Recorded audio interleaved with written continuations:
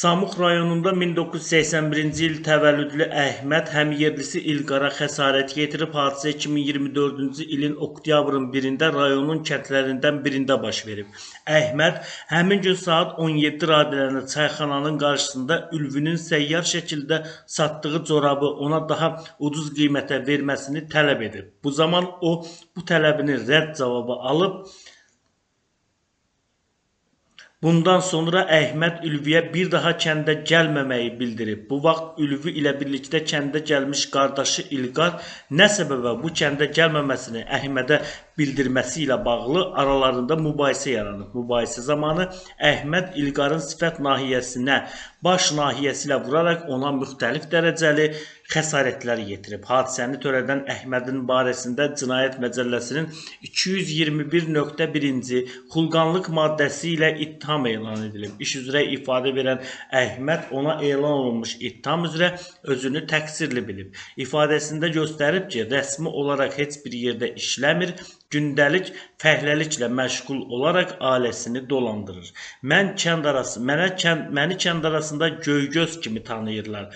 Birinci aləmdən ayrılmışam, ikinci dəfə ailə həyatı qurmuşam və hazırda himayəmdə 3'ü az yaşlı olmaqla 5 övladım var deyə o ifadəsində göstərib. Təqsirləndirilən şəxsin sözlərinə görə 2024-cü ilin oktyabrın 1-də evdə spirtli içki qəbul etdikdən sonra təxminən saat 17 radələrində çayxanaya gedib.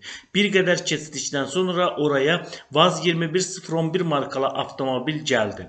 Avtomobildə 3 nəfər şəxs düşərək səyyar paltar satmağa başladılar. Bu zaman sonradan adını Ülvi kimi bildiyim şəxsə yaxınlaşaraq corabların qiymətini soruşdum. Aşağı qiymətə satmağını tələb etdim. Avtomobilin yanında dayanan və sonradan adını İlqar olduğunu öyrəndiyim şəxs mənə corabların qiyməti odur deyə bildirdi. Mən də İlqarla söhbət etmək üçün onun yanına getdim. Mən İlqarın sifət nahiyəsinə baş nahiyəmlə bir dəfə vurmuşam. Bu zaman orada olan şəxslər bizi araladılar. Həmin vaxt sərxoş olduğumdan özümdə olmamışam, hadisəni tam xatırlaya bilməmişəm. Hətta bu gün də hadisəni tam yadıma düşmür deyə təqsirləndirilən şəxs ifadəsində göstərib. Bu cinayət işinə Samux rayon məhkəməsində baxılıb. Məhkəmənin hökmü ilə Əhməd 2 ay 28 gün azadlıqdan məhrum edilib. Hacıqabul rayonunda 1983-cü il təvəllüdlü Natiq Abuşov dostluq münasibətlərində olduğu 1995-ci il təvəllüdlü Ağcabədi şəhər sakini Qasım Kərimovu bıçaqlayıb. Hadisə ötən ilin iyunun 17-sində Hacıqabul rayonu Nəvahi kəndində baş verib. Natiq yaşadığı bir mərtəbəli evin qarşısında əvvəlcədən tanıdığı Osmanın onun və ailə üzvlərinin ünvanına nalayiq ifadələr işlətməsi səbəbindən onunla mübahisə edib. Aralarında şəxsi münasibətlər zəminində yaranmış mübahisə zamanı evin mətbəxindən götürdüyü bıçaqla Qasımın döş qəfəsinə bir dəfə zərbə vurub. Hadisəni törədən Natiqin barəsində Cinayət Məcəlləsinin 126.1-ci qəsdən sağlamlığa ağır zərər vurma maddəsi ilə ittiham elan edilib. İş üzrə ifadə verən Natiq ona elan olunmuş ittiham üzrə özünü təqsirli bilib. İfadəsində göstərib ki, Qasım 2013-cü ildən tanıyır, yaxın dostluq münasibətlərində olublar. Mən Qasımgilin Ağcabədi rayonunda olan fermasında əvvəllər çobanlıq etmişəm. Qasımgilin fermasında çıxdıqdan sonra Hacıqabul rayonu Nəvahi kəndində çobanlıq edirdim. Qasım mobil telefonuma zəng edərək qonaq gəlmək istədiyini, yanımda 3 gün qalacağını bildirdi. Mən ona etiraz etmədim. Qasım gələndən sonra birlikdə mağazaya gedərək yeyib içmək üçün zəruri olan ərzaq məhsullarını aldıq, birlikdə 2 gün yeyib içdik deyə o ifadəsində göstərib. Təqsirləndirilən şəxs bildirib ki, iyunun ayının 17-sində Qasım yenidən mağazaya gedib və yeyib içmək üçün nə lazımdırsa alaraq gətirib. Qasımla yeyib içərkən aramızda mübahisə düşdü. Qasımı bir neçə dəfə bıçaqla vurdum. Hadisə vaxtı hər ikimiz sərxoş olmuşuq. Qasım mənim ünvanıma var-yox söyüşü söydüyü üçün onu bıçaqla vurmuşam. Qasıma söyüş söyməməsini, belə söyüşə görə adam öldürürlər dedim. O isə təkrar söydüyü üçün onu bıçaqla vurmuşam.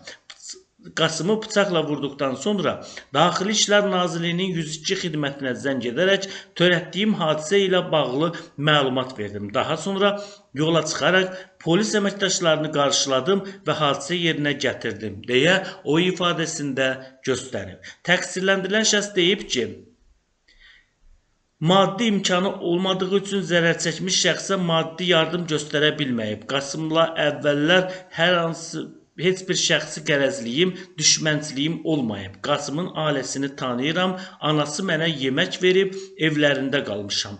Fermalarında çobanlıq etmişəm. Əməlimdən peşmanam deyə o ifadəsinə belə yekin vurub. İş üzrə zərər çəkmiş Qasımın sözlərinə görə Natiqlə uzun müddətdir dostluq edir.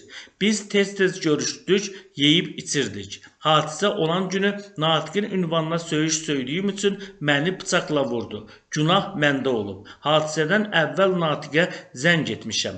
Onun yanına qonaq gəlmək istədiyimi demişəm. Natiq də mənə gəl gözüm üstə dediyi üçün onlara getmişəm. İspirtli içkini mağazadan almışıq. İspirtli içki içəndə aqressiv oluram. Natiqlə mübahisə etdikdən sonra qardaşım ilə mobil telefon vasitəsilə danışdım. Bu zaman Natiq məni bıçaqla vurdu. Günah özümdə olub. Natiqin valideynlərinin ünvanına ölü diri söyüşləri söydüyüm üçün məni bıçaqla vurub. Natiq məni bıçaqla vurduqdan sonra əynindəki köynəyi çıxardaraq yaramın üstünə sıxdı ki, çox qan itirməyim deyə o ifadəsində göstərib. Zərər çəkmiş qeyd edib ki, təqsirli şəxslə barışıb, ona qarşı heç bir şikayəti yoxdur. Natiqin ailəsi mənə maddi yardım etməyi təklif etsə də imtina etmişəm. Müalicimə ümumilikdə 2500-3000 manat məbləğində xərcim çıxıb deyə o ifadəsinə belə yekin vurub. Bu cinayət işinə Lənkəran Ağır Cinayətlər Məhkəməsində baxılıb, məhkəmənin hökmü ilə Natiq 4 il müddətinə azadlıqdan məhrum edilib. Təqsirləndirilən şəxsin cəzasını ümumi rejim cəza çəkmə müəssisəsində çəkməsi müəyyən edilib.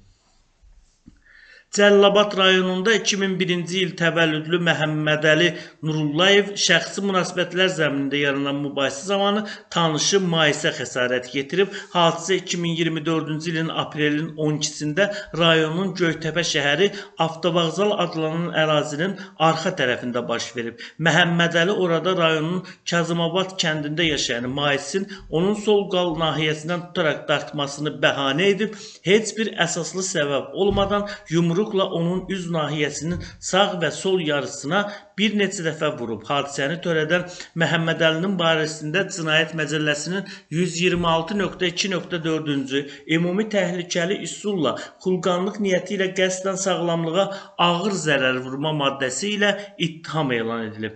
İş üzrə ifadə verən Məhəmmədəli ona elan olunmuş ittiham üzrə özünü təqsirli bilməyib. İfadəsində göstərib ki, hadisə günü çayxanaya elçinin yanına gedib. Maisi orada içkili vəziyyətdə gördüm. Bu zaman Mais elçinin içkisini içəndən sonra biraz da pisləşdi. Maisin qolundan tutaraq içkili olduğunu getməsini bildirdim. Vağzalın qarşısında kəsmə daşların üstünə yıxıldı. Maisi həmin gün xəstəxanaya apardılar. Şöbədə mənim